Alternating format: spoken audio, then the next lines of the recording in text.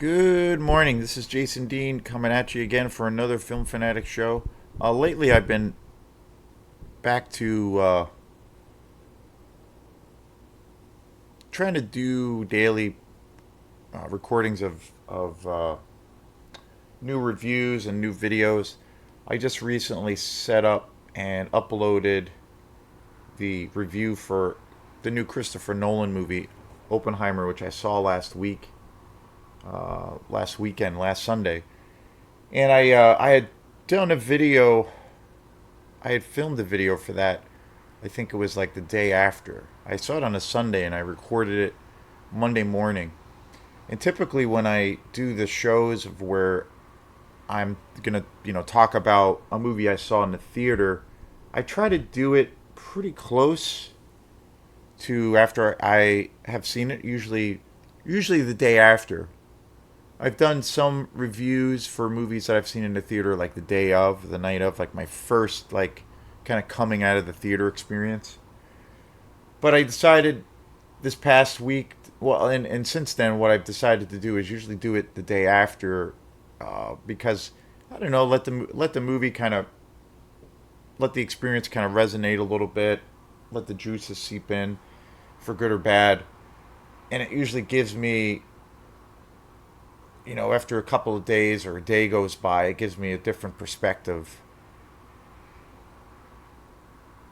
But then I decided, I did record a video for Oppenheimer, and then I got sidetracked with a bunch of different things, and didn't have quite the time to upload it. So then I just decided to basically erase and delete the video, and then just about a week or so went by, and I decided to do it then, and I did the video yesterday morning. Two reasons that kind of happened or played out that way was, one was I was kind of got busy with doing some other things, and I got sidetracked, and I figured, and then, but the main reason that I decided to redo the video was I wanted to have. I noticed myself thinking about the movie more and more, and it sat with me more and more, and each day I've seen the movie, I've been thinking about it more and more, and I've been checking out reviews, guys and girls that I like on YouTube a lot. I've been, seeing what their thoughts are, and for the most part, the consensus is like I agree with what a lot of these different folks have to say. But the main reason was I found myself thinking about the movie more and more, and also, like, in passing, since I saw it, a couple times being around some friends or whatnot, I would bring it up, or the movie would come up in conversation. Even last night, I brought it up. I ran into a friend I hadn't seen, and some folks that I hadn't seen in quite a few months, and it came up in conversation.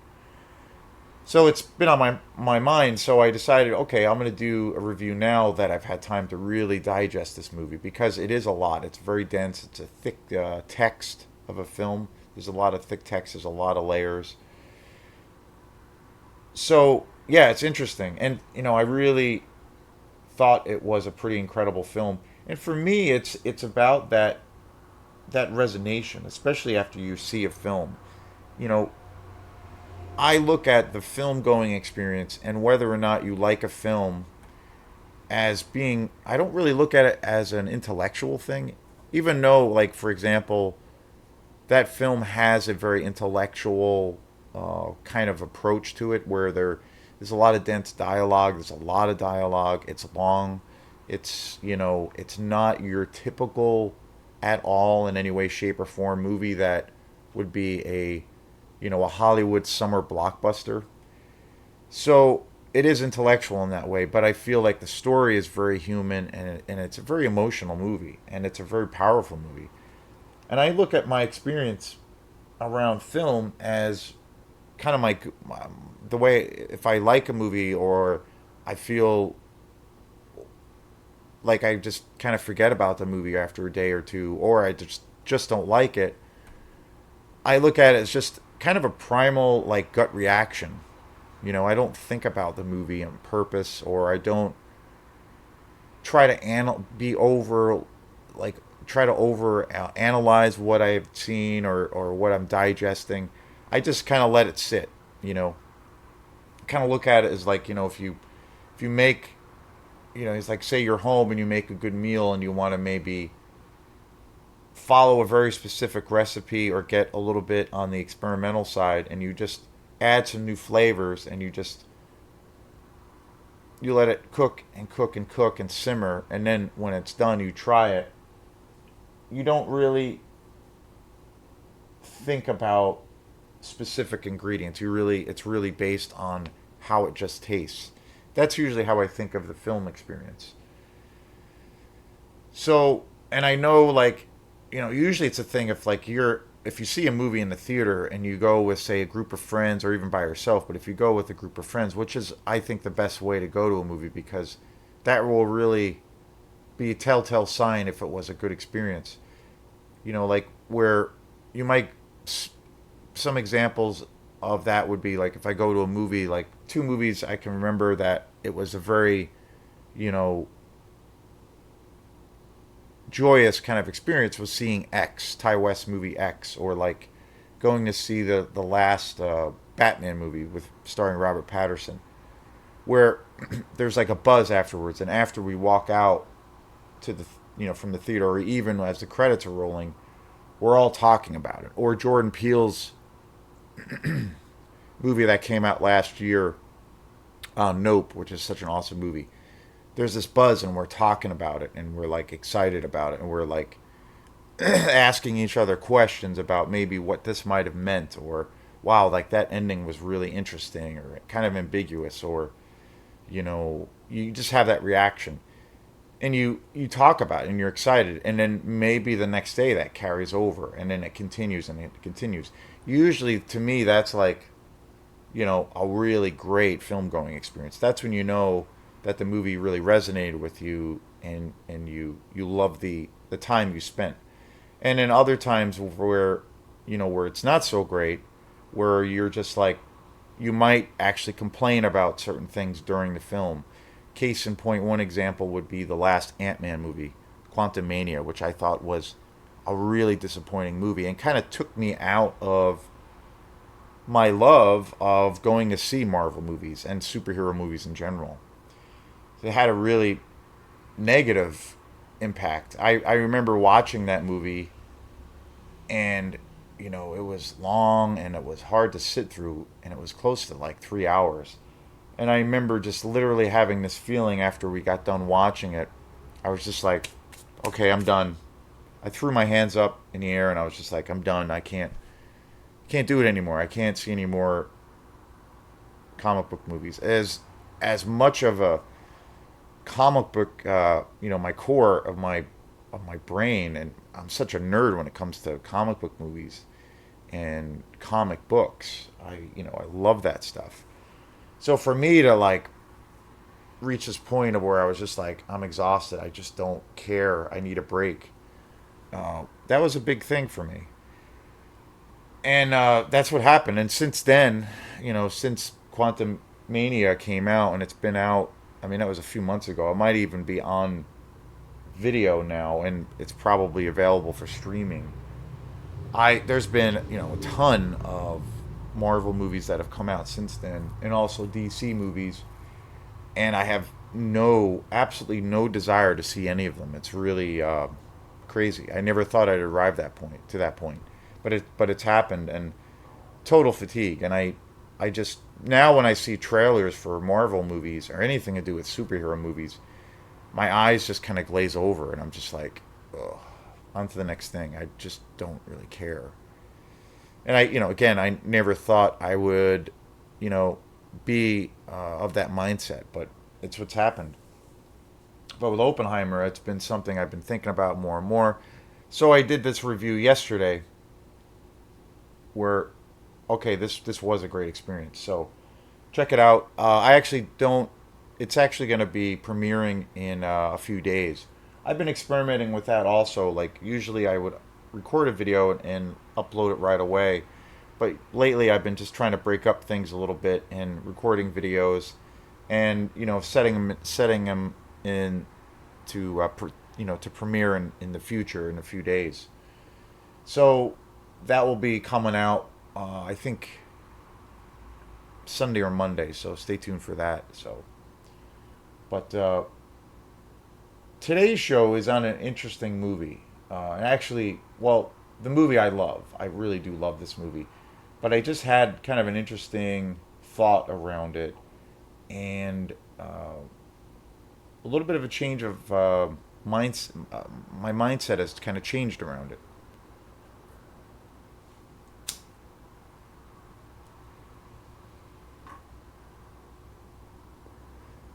And it's a one of the movies I haven't seen, but one of the strangest things that happened to me was I'm a huge fan of Martin Scorsese. I did a review on my favorite Scorsese movie, Mean Streets, a few months ago, and I just uploaded a video for Raging Bull, which is one of my all-time favorite movies. One of the most iconic directors in Hollywood. I think and I've said many times, he easily has one of the most consistent track records for just really awesome movies. It's really hard to find any Martin Scorsese movies that suck, basically. So he has a new movie coming out. It's not coming out to the fall, but I'm really excited to see it. Flowers of the Killer Moon. That looks really awesome, which also stars Leonardo DiCaprio. So, getting back to this kind of funny, weird experience, I did a show on getting back to Scorsese. I did a show on The King of Comedy, which is a movie that came out a couple of years, came out in the early 80s. It came out a few years after he had directed Taxi Driver. King of Comedy stars Robert De Niro, and he was also in Taxi Driver, of course. Taxi Driver being one of the greatest movies ever. I love that movie to death. It's one of the darkest kind of portrayals of someone kind of losing their mind, but then he almost becomes a hero figure. Such a great movie, such an amazing movie. And there was a movie that he did also with De Niro called The King of Comedy, which had come out a few years after. And that movie, I feel, is the most like kind of underrated and also like probably the least talked about movie of Scorsese's amazing career. I had never seen it. I don't know why. I had heard about that movie in passing. I had heard some talk about it. I was kind of aware of it, but I just never saw it. I just never saw it. And it's just one of those things. And I saw it last year, and I did a review on Film Fanatic, and I was just completely blown away by it. It's such an utter master. It's utterly a masterpiece of a film. It's one of my favorite De Niro movies. And again, I had never seen it before, so it was the first time viewing, considering how long ago that movie came out, and it's by one of my favorite directors. So, and the other really interesting and weird thing around it was the way it was spurred on me to finally see it. Was I was initially doing a show on Joaquin Phoenix, the film The Joker that he did a few years ago. The Joker is my favorite. Well, getting back to superhero movies, the Joker is my favorite villain of all time. Just the villainous clown. Clowns in general, I just think are always disturbing and frightening, as it is, and a lot of people find it to be true. But the Joker has always been my favorite villain, and of course, Heath Ledger, you know, taking that character and doing something that has never been done with. But I thought Joaquin Phoenix's portrayal of the Joker was extraordinary. And so the way I discovered The King of Comedy and actually watched it was I had seen some interviews and some documentaries around that movie, because I was aware Scorsese had produced that movie and also was heavily involved. And I had seen interviews with Todd Field, the director for the Joker, where he said that movie was really, really inspired by Scorsese's films and his whole aesthetic. And he kept talking about The King of Comedy specifically. He said that movie was the biggest influence. So it was really interesting, and I love I love the Joker. But then I finally saw when I finally saw the King of Comedy, I was just blown away. Not only because I was kicking myself for never seeing this movie and just how incredible it is, but I was just blown away on how not my first reaction with it was not only was it an inspiration on the Joker with Joaquin Phoenix, directed by Todd Field. For me, it was literally a direct ripoff of that movie in every way, shape, and form.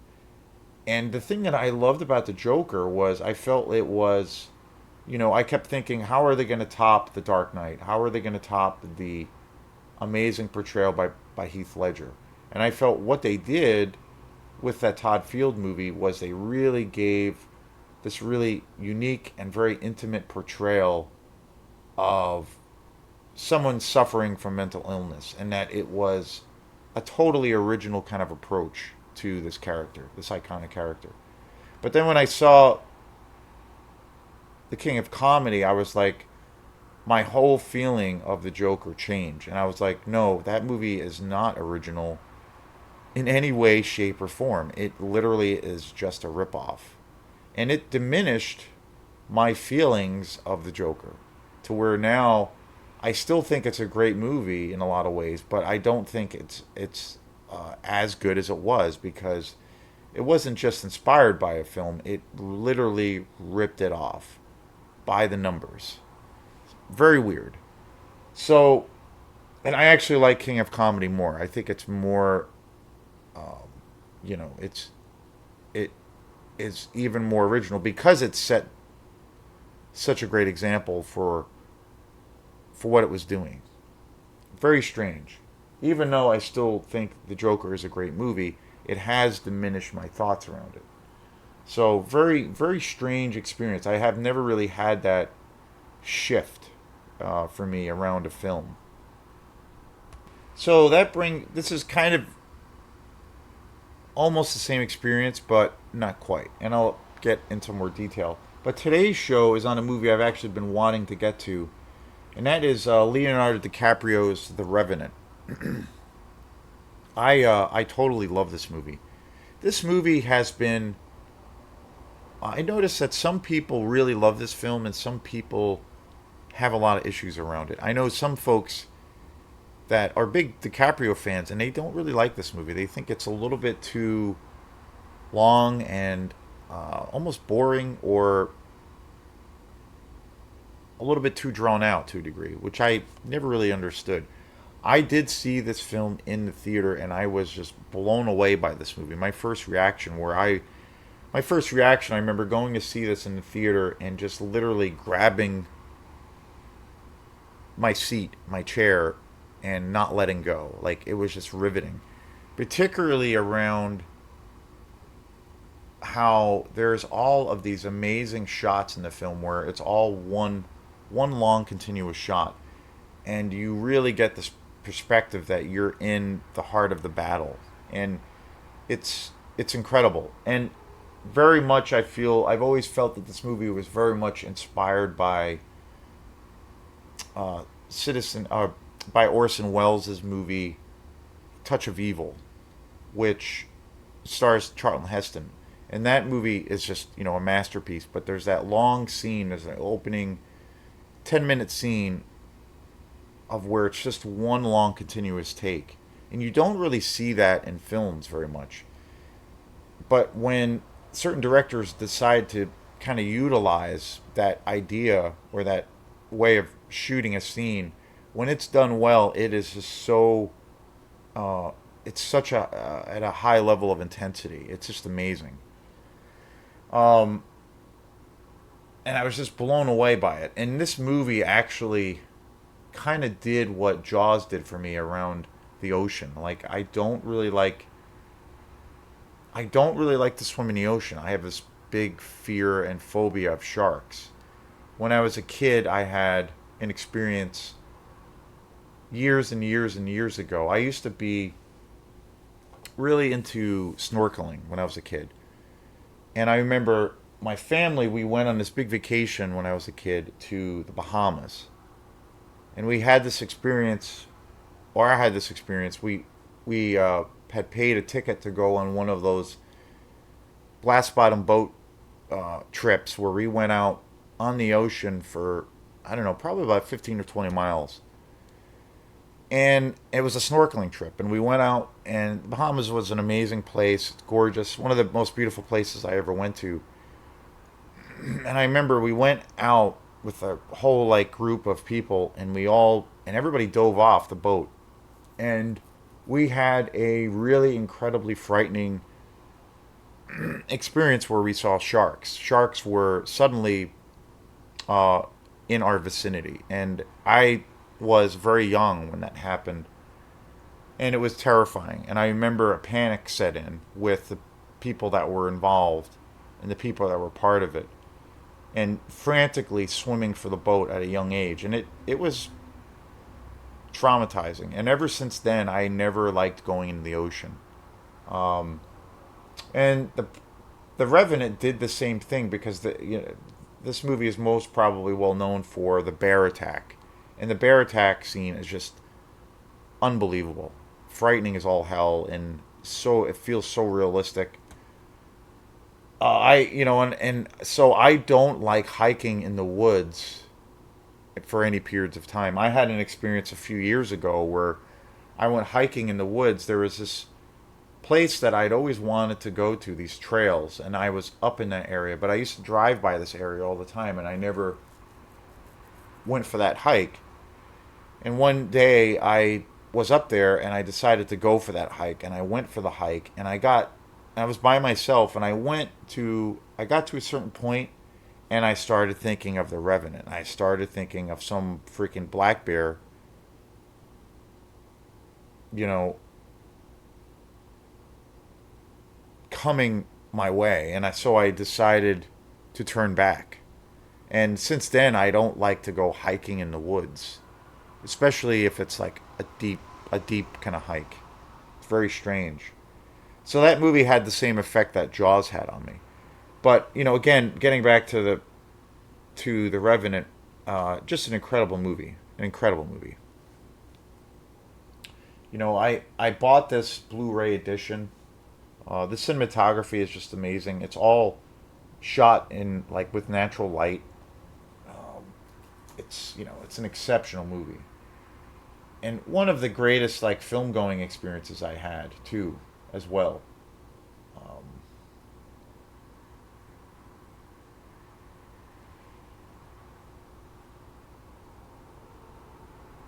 and I bought the Blu-ray a few years back, and I've seen it a bunch of times since then. The cast is just amazing.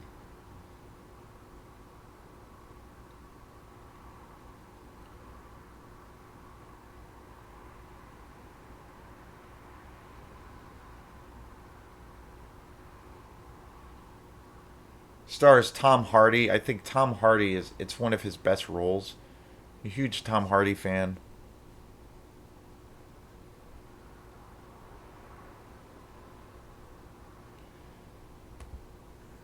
And The Revenant was directed by Alejandro Gonzalez Iñárritu, who, is a incredible filmmaker. He's directed, well, of course, The Revenant, The Birdman with Michael Keaton, which is just another extraordinary movie. That movie also even takes that whole way of filming to another level where there's all of these, basically, that whole film was shot with these long takes. And it is such an incredible movie. Incredible movie. One of the most breathtaking soundtracks and film scores.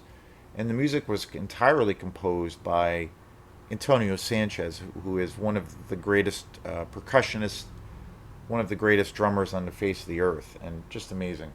Amores Perros, which came out in 2000, which is such an awesome movie. I believe that was probably his first movie. It was the first movie of his work that I'd ever seen. Babel, 2006, which stars Brad Pitt. 21 Grams, with Sean Penn and Benicio del Toro, an incredible movie. Beautiful, which came out in 2010, and Javier Bardem. Just, an amazing movie, too. Just so many great films to his credit. And so I have seen this movie many, many times. I own it on Blu ray. This edition is just breathtaking. I almost feel watching it in this format is more intense than my experience of seeing it in the theater. Just incredible.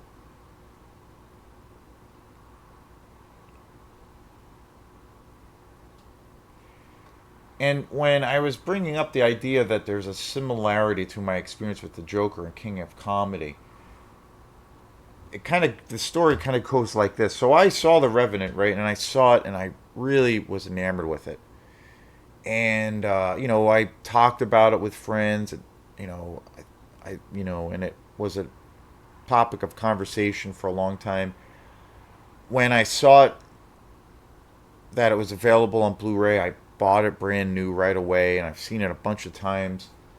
But I remember, like, a few weeks after I saw The Revenant, I was at this house party, and it came up. We were talking about The Revenant because The Revenant had just come out. It had been out for like a few weeks, and the movie came out. And it came up in conversation with a couple of people that I was at the part that I was talking to at this party, and one of the guys said that yeah, he liked it. He thought it was a little bit, you know, he thought the movie itself, the acting was okay. He thought it was okay. He thought the violence and the rough nature of the film was just, the basically the violence was used to kind of cover the lack of incredible performances. He felt like the bear scene was really incredible, but and there were a bunch of other scenes of him of Leonardo DiCaprio's character where he was really struggling and just like, you know, virtually dying the whole time. They felt that it relied so much on that, but not really the character itself and the other characters. It was like kind of a forgettable movie outside of the bear attack and some of the other gruesome things that happened to him. And they were thinking that their feelings was that the film was using those elements to kind of overcompensate for the writing that just wasn't there. I didn't really agree with them, but the interesting thing was that the one of the guys I was talking to at the party said that well, actually, this movie is he had said, well, it's actually a remake, and he actually said it's actually a ripoff of a movie that came out in the '70s. And I was like, really? What movie is that? And this guy told me about this movie that came out called The Man in the Wilderness. And he said it's a movie that came out in the '70s. That's a pretty obscure movie. But he said literally, in the movie or the story itself is famously based on a novel by Daniel Glass, who was this frontier explorer who actually experienced these things. It was like a journal that he wrote, which was turned into a book, and The Revenant was adapted and made into this big movie. But he was telling me about this movie, Man in the Wilderness, which I had never heard about, starring Richard Harris and John Huston. And he said that this movie is pretty obscure. It came out in the '70s, and he said it's literally exactly the same story as The Revenant. Like, I thought The Revenant, when I first saw it, one of the things I loved about it is that I feel like it's a really innovative movie. The way, like, the use of those long takes, the use of natural lighting. I just feel like it's a pretty innovative movie aside from being just this harrowing, uh, intense story. So it was interesting, and I'm like, huh, weird. And I had not ever heard of this movie called Man in the Wilderness, nor had I seen it. And when I was thinking about doing the show this morning, I decided to look it up, and and I was looking at the description for this film, and it literally is. It's based on the same book by Daniel Glass, and it's literally word for word the same exact story. And I haven't seen it. So I have to see this movie. And it's so weird because I had never heard of it before.